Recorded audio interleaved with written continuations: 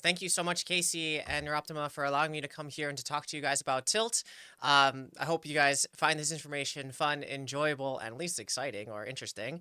My goals for today is to go over a little bit about some information, and then, as always, if there's stuff that you guys want to know, if there's stuff that you guys want to ask, please hit me up inside of the chat, and I'm going to go AMA Twitch channel style and answer them along the way. Full disclosure, I have ADHD, so there's no way you can derail me. It's all fun, baby. We'll find this string somewhere. Um, all right, well, let's just jump into it, shall we? All right, I think I got to do the stop video share screen trick. Hold on. Bang, and then I am back. Yep, everything's great. Everything is awesome. All right, so I'm gonna keep you right here. We're gonna do this. All right, so I like to call this one tilted to center. All right. So thank you so much, Casey, for that awesome, amazing introduction. What's good, gamers? My name is Dr. Ryan Terao, PsychSensei. I'm a clinical esports psychologist, and like Casey said, I work on the mental health and performance of players, coaches, organizations, all of it. Here's just a small little sample of teams that you may have known or heard of, who I've worked with. So I've seen a lot of things, been a lot of places, a lot along the way too. All right, so today's win conditions. First, I want to just start off by defining what tilt is. I want to explain the different pathways of tilt. Yeah, there's different pathways of tilt, baby. And then I want to describe some tilt management techniques. And then, if you're a tilter, I want to actually maybe bend this conversation to maybe how to use your tilt to your advantage. Because tilt's not always bad, it's just bad what it does to you. So, what is tilt?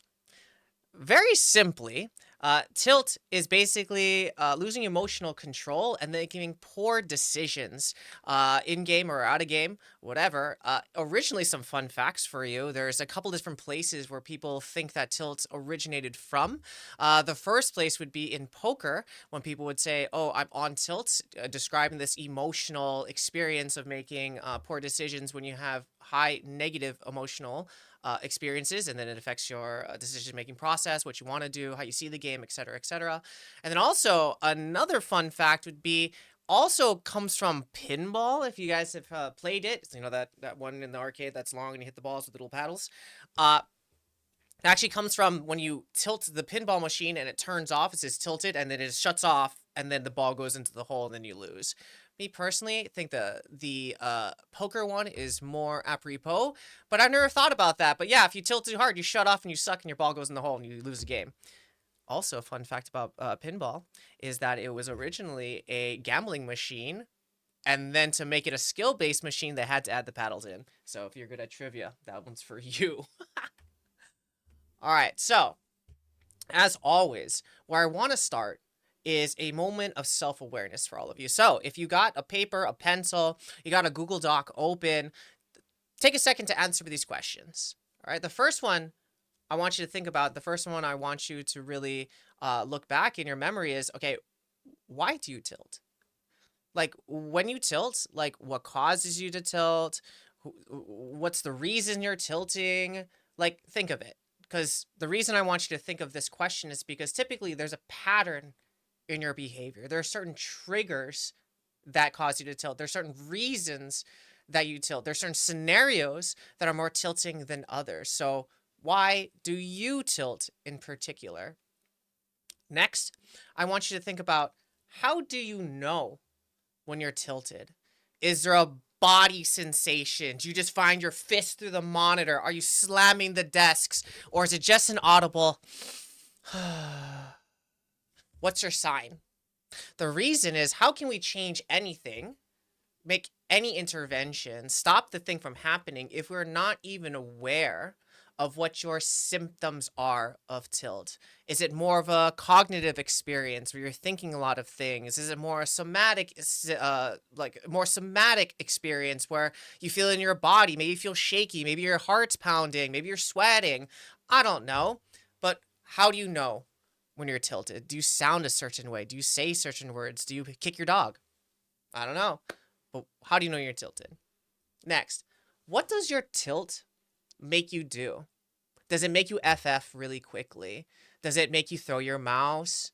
Does it make you say bad words? Does it make you go on autopilot? Or even more interestingly, it makes you feel nothing. You just check out and you're just there. What does it make you do?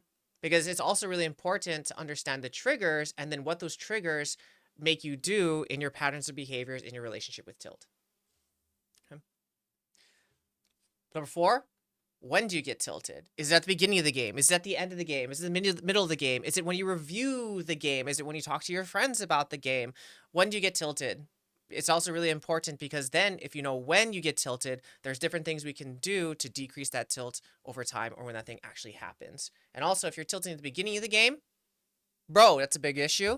If you're tilting at the end of the game, okay, we can do some things to review it in a more healthier manner. Or if you're in the middle having the tilt experience in the middle of your game, okay, there's some first aid things that we can do to make sure that you're doing what you're doing. All right.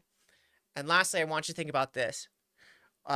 Where is your tilt directed? Is it directed at the game? Is it directed at yourself? Is it directed at your teammates? Is it directed at somebody else or something else?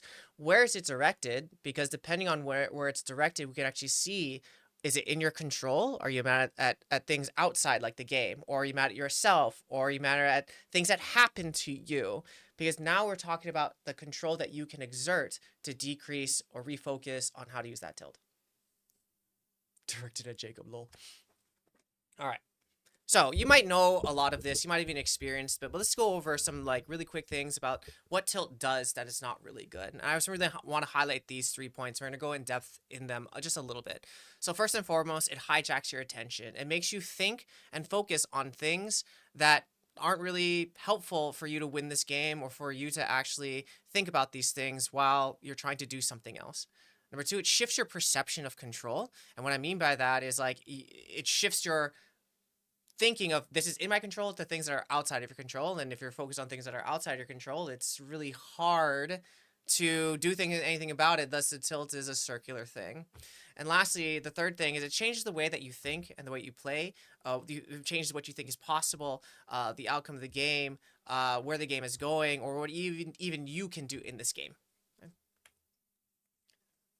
So first, it hijacks your attention. All right. If you have ADHD, holla, you're in the cool club. But if you're a regular person, it still works for you. I really just want you to understand and think about how attention actually works. All right. And so when people think about their attention, they think, oh, it's kind of like omnipresent. I can attend to all these things at once and hold them all in my head. Yeah, not really. I wish that was how it works, but that's not even really like the mechanic. Because even think of like your memory.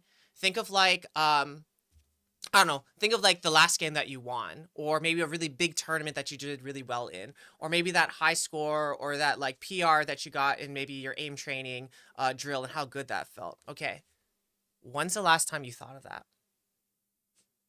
Think about it. Did you think about it yesterday? Did you think about it 3 days ago?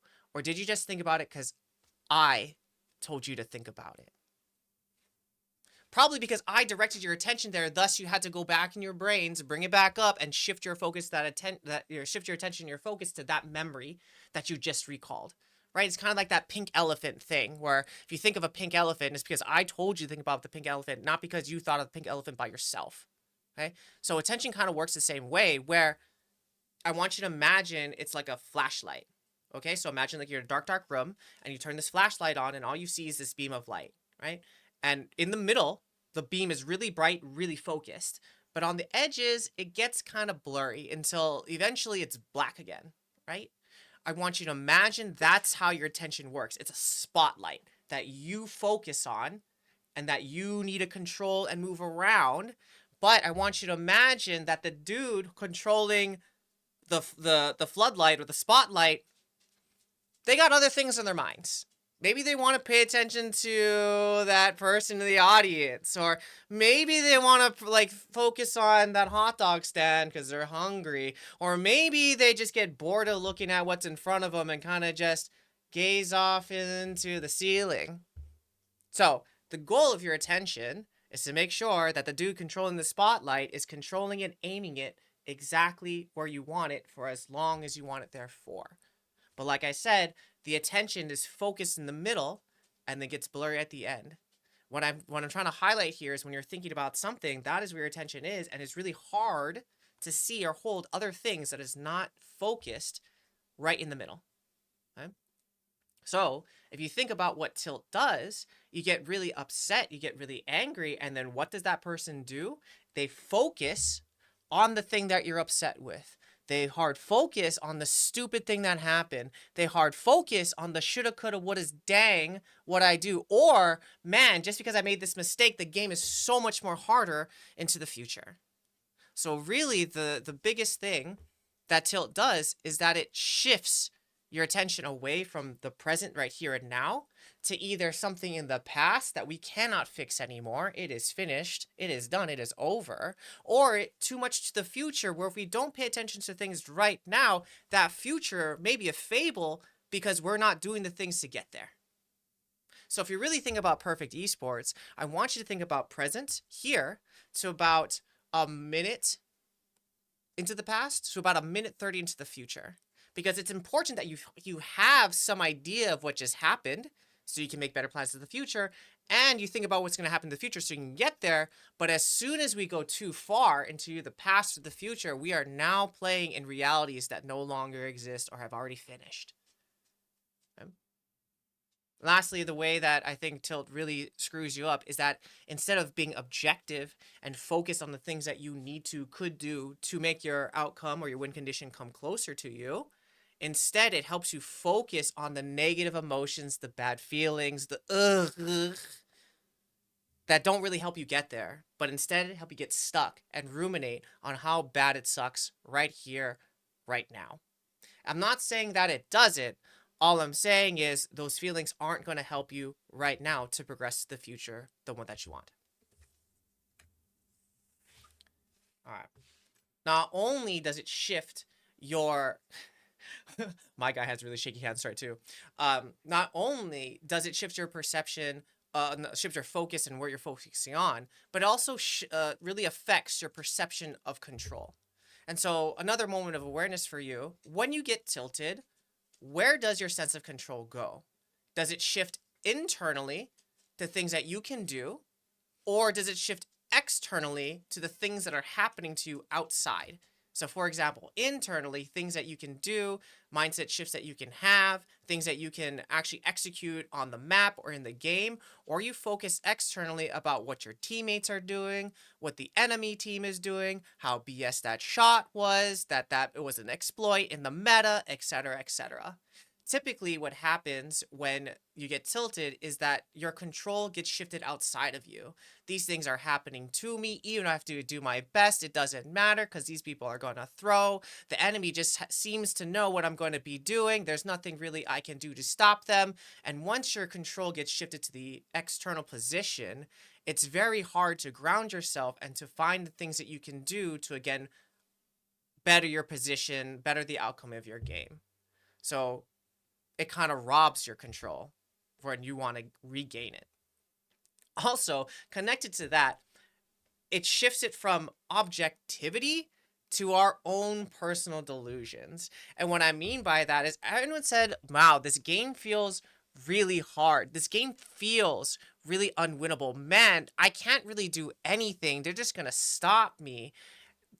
The reasons why we think that is because we're only living in our own personal delusion of what is possible, because our emotions are getting in the way from us being able to shift it to be more objective, to see the lay of the land, to actually do science in our game. Let me have a hypothesis of what could happen. Let me run the experiment and see what my enemies are going to do. Not how I feel about how they're going to do, not how I feel about the game, but let me actually do this experiment. And if I go here, where are they going to go? If I flash here, what do they do? Now we're using objective data from our patterns of behavior that we're recognizing throughout the game versus, oh my God, I feel like I'm going to flash this and they're not going to be there. I feel like I'm going to do this and it's going to be terrible. So it really shifts from what we can do to our own personal delusions, which are loosely based on reality, but may not be real to what's happening in this game. And worst of all is that it really tries to make things black and white. It gives us this all or nothing thinking of this is really good or this is really bad. Not only this, but ourselves or what is possible. So how can we shift from this black and white thinking, this is all good, this is all bad, to looking at the smaller nuances that may be presenting, but our emotions are getting in the way?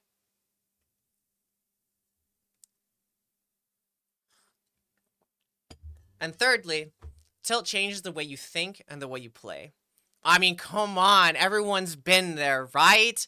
Maybe you got to end on a win. Maybe this is a really big game, or maybe you've been on a 5-game losing streak and you just want one to, you just want to get off the red carpet. How do you play? Typically, people then change their behavior once they get tilted from playing to win to I don't want to lose. And as soon as we shift this I don't want to lose, it changes what we think about. It changes the opportunities that we have. It changes the aggressiveness maybe that we need to do or need to have to win. Or just in general, it changes the way that we think and participate in the things that we do. Just because we don't want an outcome versus being able to play free, being able to play to win, being able to do the things that you need to do so you can have that thing that you want, right? Also, because you're tilted, you're not really thinking with your frontal lobes. If you want to just karate chop your head from the middle of your middle of your head to the right above your brow, this bad boy, these are your frontal lobes.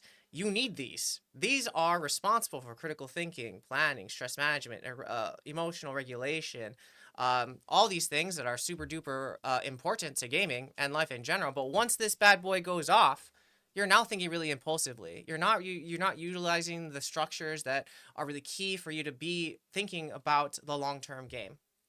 This could also lead to self-handicapping or some statements like, I know I could have won the game if I just didn't X. If I didn't tilt, if I didn't run in and die, if I didn't grief, I didn't I could have won the game. But because we're thinking about all these other things, we're just trying to save our ego. We're just trying to save our own emotions, because if we did the things that we did, maybe we could have won. But I know what I did to myself to lose the game. So if I only just didn't do that, it would be better, right? But instead of doing self-handicapping behaviors, maybe we need to do more self-regulation, tilt regulation behaviors. This could also lead to forfeiting quickly, trolling, inting, griefing, just because we want to cope, or maybe the outcome of rushing our behaviors, rushing the things that we need to be doing, or not even thinking about the game correctly, and we just want to get out of here. Anybody in the chat do that? Or anyone know a friend that does that? Yeah, that's my coach said. When you play not to lose, your mindset you have in your head that you have to play safe, no risk naturally is going to happen. Yep, and you're going to play safe without risks and going to take a long time. Yep, absolutely. Why do my teammates play like they're lobotomized? See, okay, with that one, the other thing I'm thinking about is maybe another mindset shift that we can talk about later is just thinking I'm going to be playing in a game with 9 other bots, and the 9 other bots' goal may not be to win the game, but they're going to do things, random things, to make my game more challenging, and it's my job not to depend on these bots to win, but just to remember that they're going to do something random, and I need to do something for myself to make sure that I can do the things that I need to do to get closer to that win. Because I think as soon as we think that our teammates are there to win too, it sets an unrealistic expectation. Because another thing I like to think is all my teammates are drunk and high, because they probably are, And if I can assume that and we win, awesome. But if not, dude, they're so high right now. We didn't have a chance. So just changing that mindset of yours, or the expectations that you can have of your teammates or the game, might really help play protection against that tilt. All right. So let's talk about the 2 pathways of tilt. Okay, and yes, there are 2 different pathways, and the reason why I want to make sure that we talk about these 2 different pathways is because each pathway each pathway, your tilt manifests differently.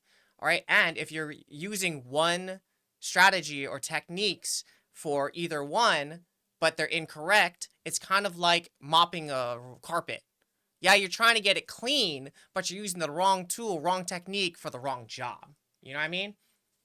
So I just want to make sure that we can talk about these and line them up straight so you have the right technique, right tool for the right pathway. Right? So let's talk about, first and foremost, the somatic pathway.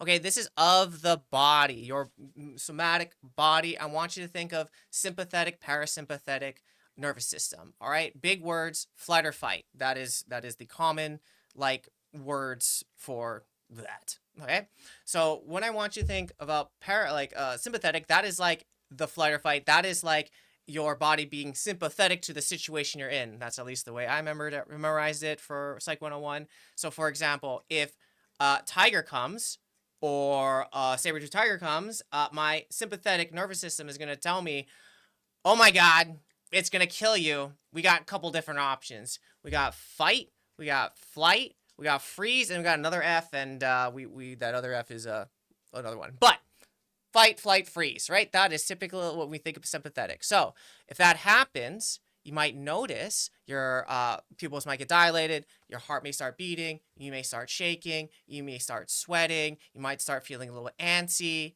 right? Why? Because your body is getting ready to do something. But here's the thing. If your body is getting into this mode, what do you think your brain is doing?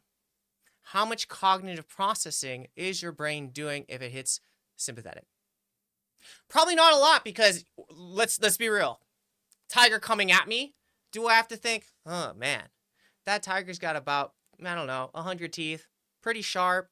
I'm thinking that it might come at me from this angle, and then it's going to claw my face in, and I probably need to dodge that. You're not thinking that. You're thinking, oh my God, this tiger is freaking coming. I got to do something. Something, right? So if you go sympathetic, not a lot of cognitive processing, not a lot of deep thinking.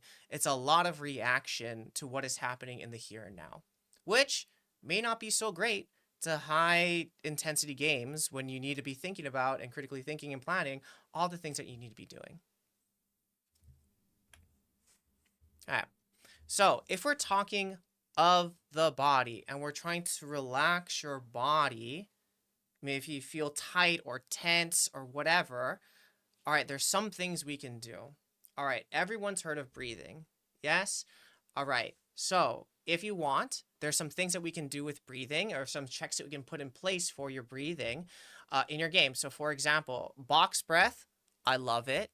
That is the breathe in through your nose, like you're smelling the roses of victory, baby, for 4 seconds. 1, 2, 3, 4. Okay, then you're gonna hold for 4 seconds. 1, 2, 3, 4. Then you're gonna blow out like slowly, like you're blowing up candles on a birthday cake, because life's a party.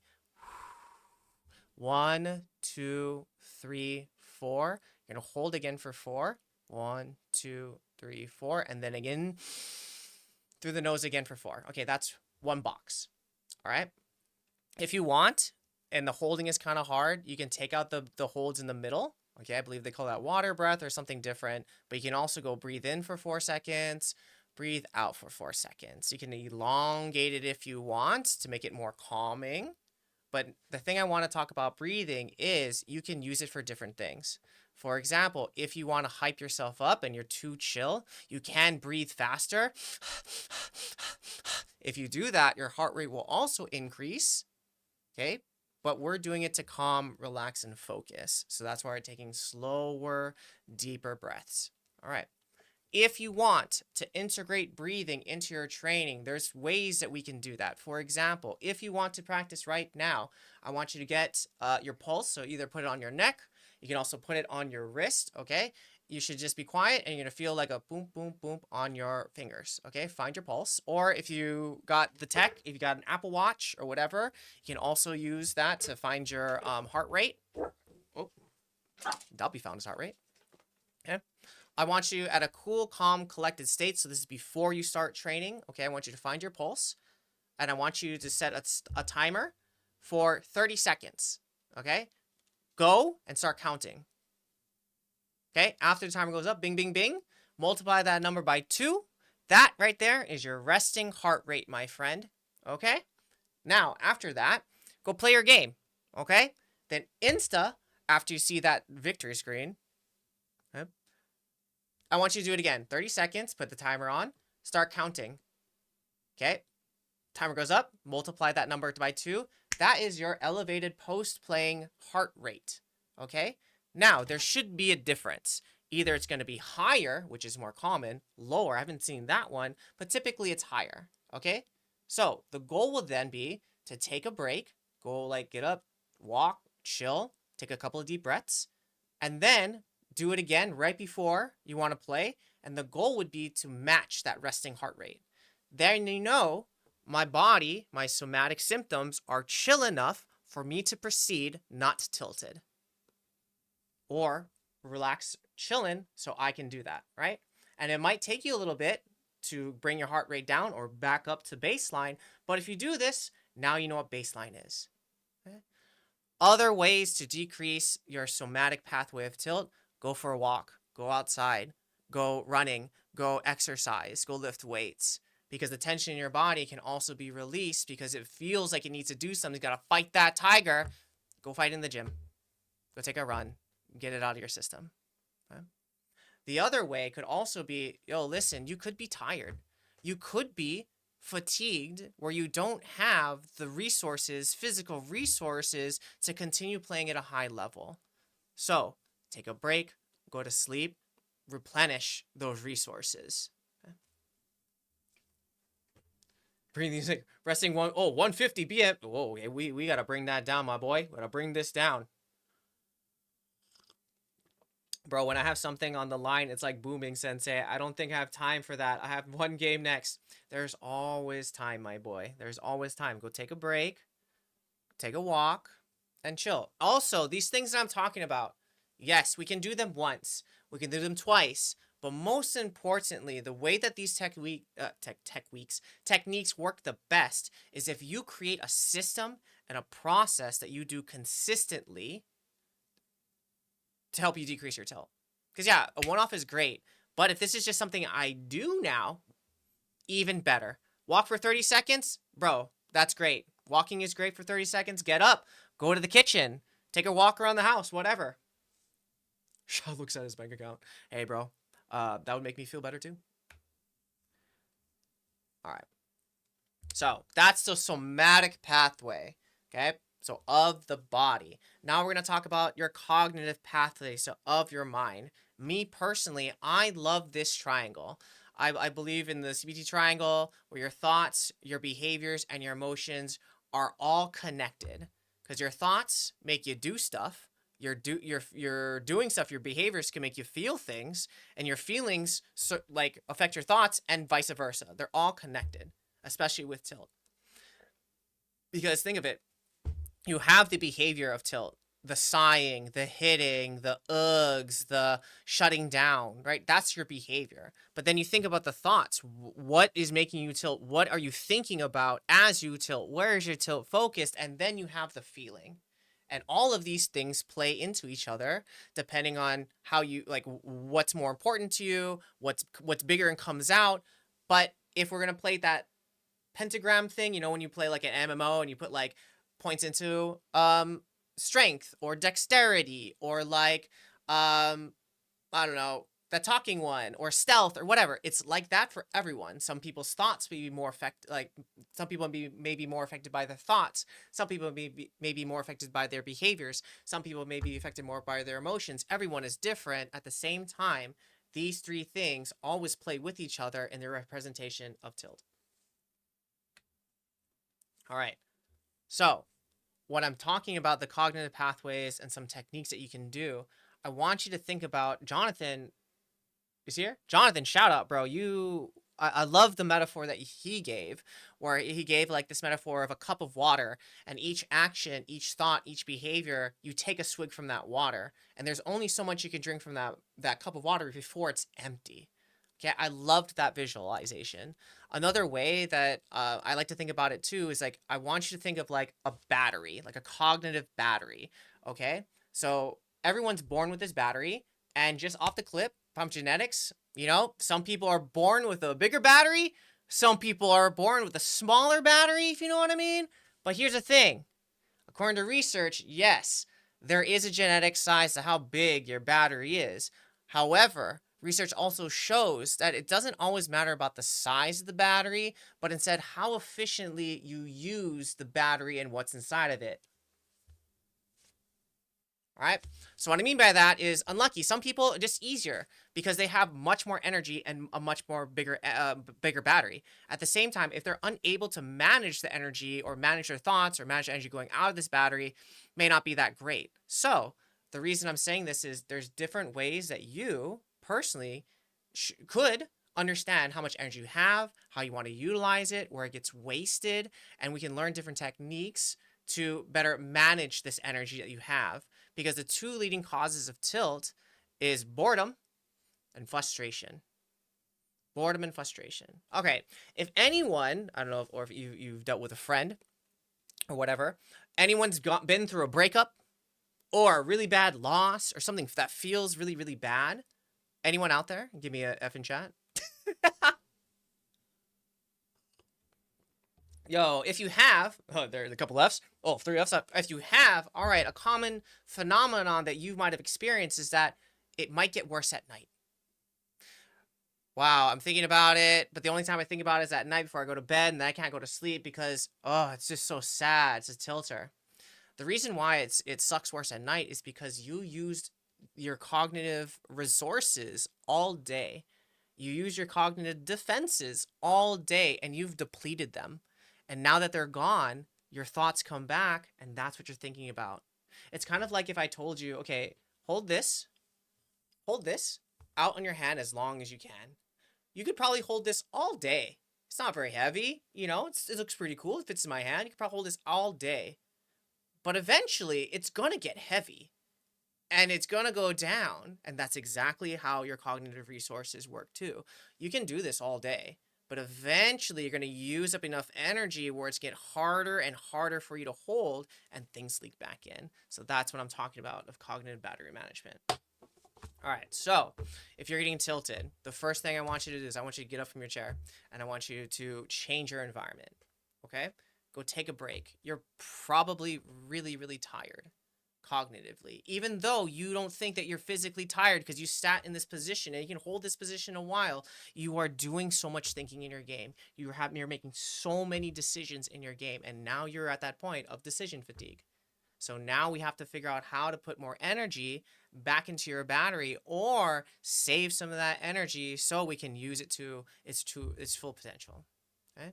Other things that we can do are cognitive switches and reframes. Okay, and we're going to go through some of those things in a little bit, but when I talk about cognitive switches or reframes, it's basically taking that experience and seeing it from a different perspective, using your tilt, understanding what it does, and instead of just succumbing to it, using it as a way to signal you to do different behaviors, use different thoughts, use different techniques so it doesn't crush you, and instead can help check your current thinking and change it to something more helpful. And let's go over some. So, everybody thinks tilt is terrible. What my 7 friends in this room agree with me that they heard the propaganda against tilt that it's bad. True. It is bad because it does bad things to us. But here's the thing. From a different perspective, it's really good. And what I mean by that is if you didn't tilt, you don't care. What? Let's say that one more time. If you're not tilting, you don't care. Why? If you're tilting about something, you actually put time into something, you expected something, you invested into something, and then you didn't get the thing that you wanted. You set a goal for yourself and you weren't able to achieve it. You wanted something and it meant something to you and your goals got impeded. Thus, you cared. If you don't believe me, have you ever had those other games where you just didn't care? I don't care. Whatever. How did you try? What did you do? What did you think? I don't know. Maybe you're on autopilot. Think about love too. Oftentimes, people think the opposite of love is hate. But really, when you think about the opposite of love, it's not hate, because what hate and love share is that you're thinking about the thing. You're thinking about the person. You're thinking about the thing that you really love. Good things, positive things, but when you think about hate, you're doing the opposite. Negative things, terrible things, right? There's still a feeling there. But truly, the opposite of love isn't hate, it's apathy. I have no care about you. I'm not thinking about you at all. You don't live rent-free in my head. So, if you're apathetic about your game, you don't really care. But if you're tilted, you care a lot, which is good. We just have to make sure that you're caring in the correct way. Right? The other thing that's really cool about tilt is it really shows you what you're focused on. Do you get hard stuck in the feelings about, wow, this feels really bad? Do you get hard stuck in the shoulda, coulda, wouldas? Man, I wish I could do something different. Do you get hard stuck in the future about the game and the stats of the game and the things that you need to do to make that game be better or to win? Or do you focus on yourself and how terrible you are or other people? That's what I love about it. It really shows you where you're thinking, what you're thinking about, and how helpful or harmful that thing is. And lastly, it reveals what you care about, your values. Because if you really think about it, if you ever want to think about your values and how to find them fairly quickly, I want you to think about these three emotions. Sad, hurt, and angry. Okay? The reason why these emotions are so important, it's kind of like not having water and being really, really thirsty. Or like, when you're really hangry, you don't have any food, and you're like, wow, food's really important because I'm really, really hungry. Or when you have one of those gurgle butt situations and you really need toilet paper, but you don't have any. It's kind of like that. The reasons why you're hurt, sad, and angry is because some type of value got stepped on. Something about that you thought was important got denied. So if we can think of it from that perspective, now you can learn more about yourself through your tilt and what you think is important to you in your life. So this is a reframe for you. So we went over some techniques or some pathways of tilt. Now, if you really want to leverage it and from a different way, we can use it. We can think about it in a couple different ways. The first way is we can actually use your tilt as a smoke detector. Okay, what I mean by that is we can actually use it as, when I feel this way, this is my signal that I need to do something else. For example, when the smoke detector goes on your house, you don't think, wow, I really need to think about this. The smoke detector goes off, beep, beep, beep. It means there's a fire here. You got to do something different. In the same way, once you get that tilted feeling or that tilted thing in your head, all right, now it's your signal after you have awareness that this thing happened. That's your signal to do something different, to engage in your detailed recentering protocols.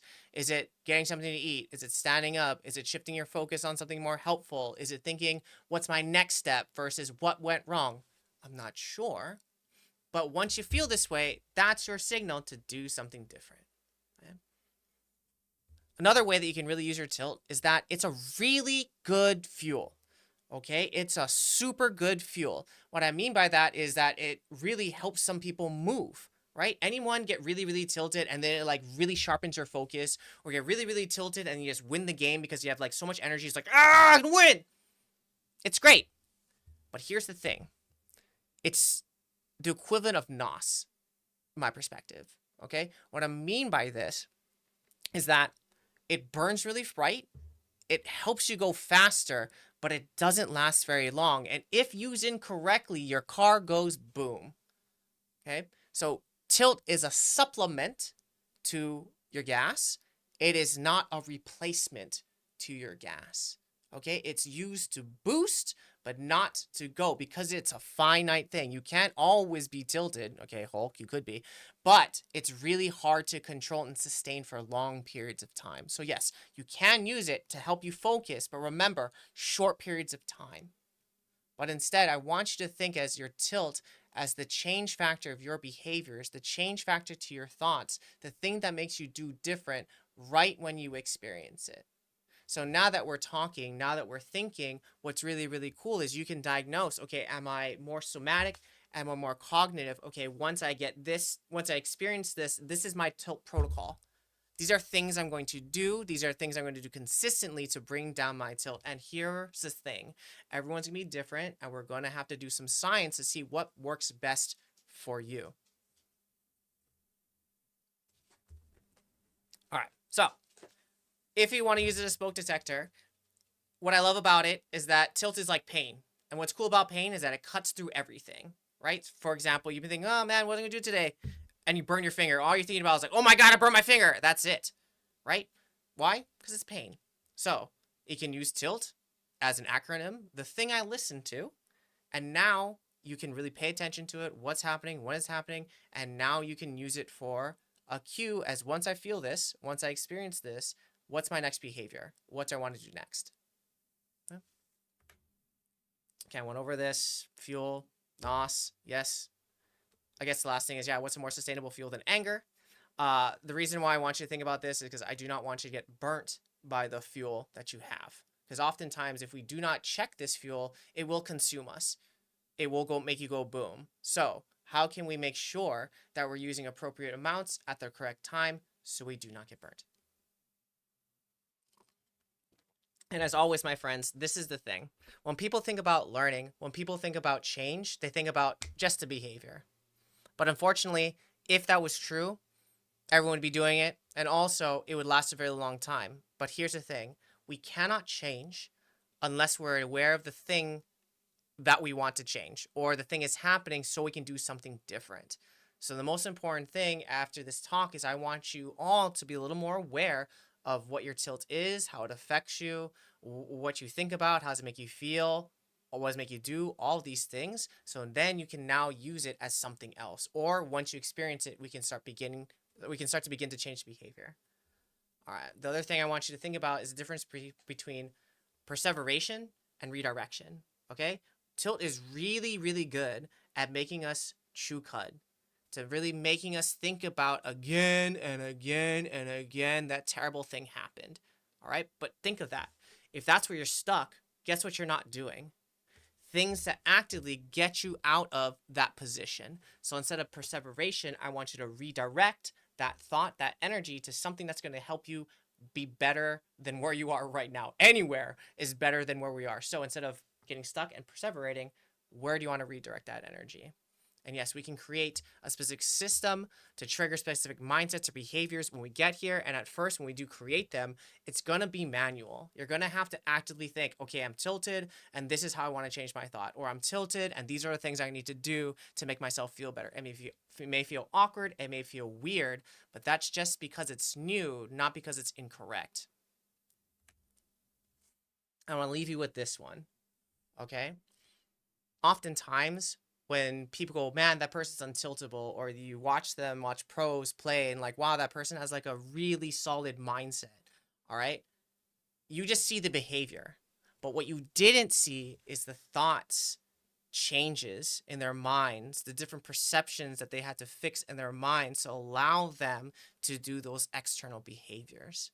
So the revolution won't be televised. People won't see the initial changes that you're making, but they'll see the behaviors and the results afterwards that you've made. But oftentimes, if you want these changes to stick, if you want them to last, it's not about doing. First, it's about catching, changing, and then practicing. Okay? So, all right. The learning happens in 3 steps. I like to call it the AKA model. The first step is always awareness. We need to know what's happening before we can change it. The second step is today. You got the knowledge. We're talking about some pieces of insight for you to think about things differently. And the last step, my friends, is always action. You taking these pieces of knowledge, you taking your pieces of awareness and putting them in motion. So for some people, the awareness piece is really challenging. For other people, it's understanding or getting that knowledge that you need to see it differently. And for other people, it's really challenging to do the thing and do the thing consistently. But the reason why we're doing these 3 pieces is because if we follow this process, it will prevent us from having imposter syndrome. Why? Because I went through a specific process to learn the thing, to do the thing, and I see myself improving. Thus, I can be confident in that versus I don't know how I got here. All right, my friends, this is me. If you want to scan this and get all my links, go for it. But that's all I have for you. I want to spend some time answering some questions if we got them, because that's my favorite part of this entire thing. So I'm gonna leave this here, and then let me see. Let me scroll.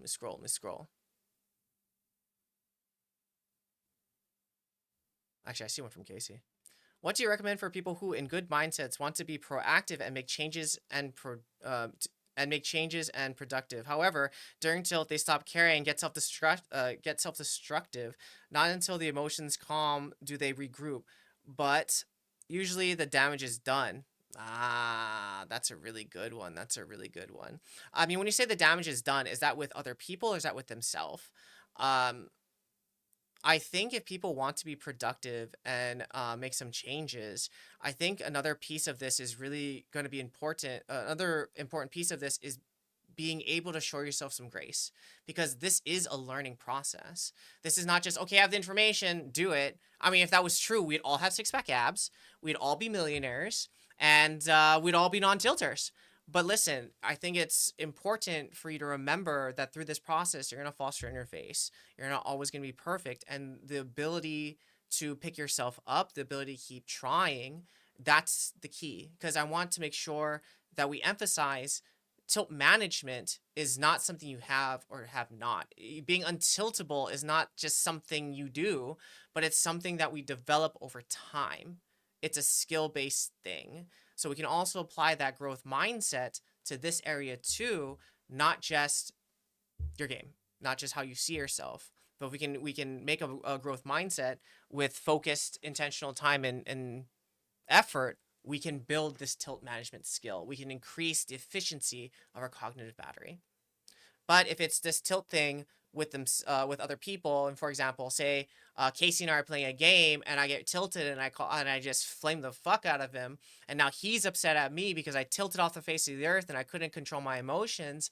Now that's a different issue where I need to now go to Casey and be like, dude, my bad for being a jerk. I'm so sorry I said that. And now it's a relational issue in addition to the tilt issue. So, two different things, but definitely talk to your friends and apologize about the tilt, and then figure out how you can manage yourself, or how your friend can maybe co-regulate you and tell you from an outsider perspective how their tilt's affecting them too. So if I understand what you if I understand what you mean is that when I die or do a bad play, I lose the game, should I just stand up and go away and I don't know what to come back? No, kind of. What I would say is, yeah, stand up, get a drink of water, take a break, and come back. If you're able to collect yourself and if you're able to refocus on yourself and what you want, yeah, continue to play. But if you cannot and you're tilt queuing, yeah, you're done. You're done. Another thing that would be really nice is if you actually structured your training. So for example, instead of playing as long as you can, having a small little 3 games and then a break, that'd be kind of cool, because if you think about it too, that almost relates to the Pomodoro technique. The Pomodoro technique is a studying technique that breaks up your studying between 20 minutes and 5-minute breaks, 20 minutes to 5-minute breaks, 4 of those, and then take a longer 15-minute break. And the whole purpose of the Pomodoro technique is to increase your cognitive endurance so you can continue to do that task efficiently for longer periods of time. But if you really think about it, if the Pomodoro technique, you're studying and being focused for about 20 to 25 minutes, that's exactly about the amount of time of a game. Or even it's 45, okay, then just take a longer break, right? So there's different techniques that you can use to make sure that you can make your cognitive battery more efficient, to make sure that you can play and focus and concentrate for longer periods of time. So yes, I would suggest coming back. I would suggest that resting heart rate thing, or another technique that I heard from my good friend Robert Yip is another good way to test your cognitive resiliency is after every game, or before, either after every game or before every game, do 10 push-ups. Just do 10 push-ups. If you cannot do those 10 push-ups and you can't even hold yourself to that commitment, just think of the other commitments in your game, if you play them, that you won't also hold. So that's just another test for you to test where you are mentally to do your playing, you know? I'm over your air having tilt through my capacity. Tournament is over. When I tilt, I feel relief after flaming or being passive aggressive towards teammates, even though I know it hurts the game. What's a better way to release that frustration in the moment without damaging team mental? All right, listen. I think the first damage control for this one would be going to your teammates afterwards and being able to apologize, being able to come, like, be able to reemphasize the thing that you want to tell them, or tell them what you really wanted to say in a more positive way. So I think that's damage control first and foremost, going to your friends and talking to them. The second thing is, all right, what are you trying to do instead? It sounds like you really need to externalize this. Is there a better way that you can deliver your messages more directly? So instead of being passive aggressive, I'm not saying be straight up aggressive, but I'm saying, is there things that you can communicate to them that you want instead? First, so for example, why the fuck did you go over there and just die? Maybe not the best feedback. But hey, when you went there, what were you thinking about so I can understand? Like, what made you go there? Okay, how can I remind you not to go there next time? So there's different communications patterns you can work in with your teammates, but my suggestion would be, how can we be more direct about what you want or how you feel with them to get the thing you want versus being passive aggressive? But if you do this, making sure that you go back to them afterwards to repair that relationship. Okay. Any heuristics for something like after X minutes take a break no matter what, or after 2 consecutive losses take a break, etc.? That's a good question.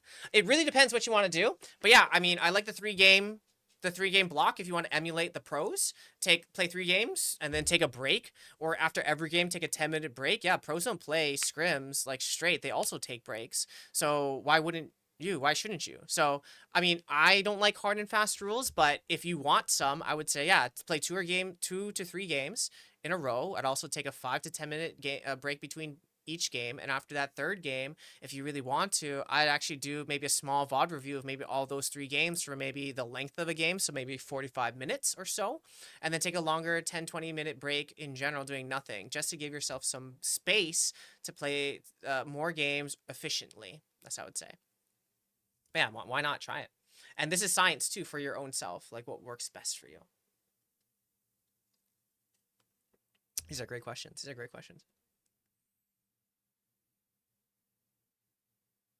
Let me see what else I got up here. How often do you need to do box breath? Like one time per what unit of time? That's a great question. I say, if you honestly, dude, if you want to try for a minute first, go for it. Do a minute box breath. Then the goal would be to lengthen it. If you want to do 3 minutes, that'd be great. Me personally, I tried to do 15 minutes, bro. That's that was a marathon for me. I think my prime is like 5 minutes, 10 minutes. I'm really trying to train myself. But yeah, start off with 30 seconds. Start off with a minute. It doesn't have to be like lengthwise, as long as you're practicing. It's just like a muscle. As long as you practice it, the more strong you're able to do it for, the better you're able to focus on, the better. Okay, here's another thing. When you do box breath, the most important thing, yes, you're focusing on your breath, but here's the thing: when other thoughts come in, it's not about denying that thought. It's not about like shooing the thought. It's about acknowledging the thought, letting it go, and then refocusing on your breath. Then you have another thought. It comes in, man, I'm really hungry. Acknowledging, oh yeah, you're hungry. Right now I'm focusing on this and letting it go. Why I'm suggesting that extra piece in your box breath is because how often does that happen in your game? Man, they could be here, and here, and here, and here. And oh my God, I'm kind of okay, I'm taking all these thoughts. I am acknowledging that they're there. I want to focus on, I just need to make it here right now. Or I just need to click heads right now. So that practice of catching and releasing, catching and redirecting is a skill in itself. So if you can practice that in a controlled environment when you breathe, just think of how you can employ that technique under stress. It's the same. So breath training, like honestly, yeah, you can use it to regulate, but you also use it to train. How can you tell if tilt is an emotional regulation issue or a rational response messing up so much? I mean, that's one and the same, right? I mean, it's hard to separate those two because it is an emotion regulation thing that you're responding to because you messed up. So they're one and the same. I mean, it's like hard to separate. So you could do both, right? You could do the emotion regulation piece, and then once you're more regulated, you can focus on the behavior change itself, or vice versa. But it's a natural for you to get upset because you did something wrong. That's a natural reaction in general, period, flat out. So you may not need to think about that one. Okay, hold on. 1 second. I need to type something. Need like 2 minutes. Okay. All right. What we got here? This is fun. Okay. Yep. All right. So I also have to bounce to another call, but I'm gonna read this last one, and then if y'all need any more support, thank you so much, Casey, for giving me all the socials there. Feel free to follow me there. I also did a video on my YouTube about how to use tilt as a fuel. So if you want to check out my YouTube channel, it's there. I released that a month ago or so, but check that out. I go into ranked or scrims with high expectations from watching pro play, but rank merely matches that. How do I keep high standards for myself without expecting pro level team play for my teammates? That's a very good question too. All right, so I think it's going to be important to acknowledge that pro play and ranked play are two different beasts. When you go and watch pro play, that is the actual game. That is Valorant, that is CS2, that is League of Legends, whatever you're watching, that is the game. When you go into ranked, that is a version of the game, that is a kiss and cousin of the game, but that is not the game. Why? Because you do not have complete teammates, you do not have complete comms, you don't have complete even same goals with your team. So if that's true, what is the thing that you want to get out of the ranked play? What's the thing that you're trying to learn in the ranked play so you can get consistent wins versus all the other stuff in ranked, like dealing with your teammates? So for you, I would suggest having high standards for yourself or things that are more in your control versus not. Or even change the expectation of I'm gonna have good teammates too. They're all high bots that make it challenging, more challenging for me, and then we can readjust those expectations to get the thing that you want out of that experience versus it's gonna be like pro play because it's never gonna be there. Never. Never, never, never. All right, friends. That's it from me. Thanks so much for allowing me to come in and talk stories with all of you.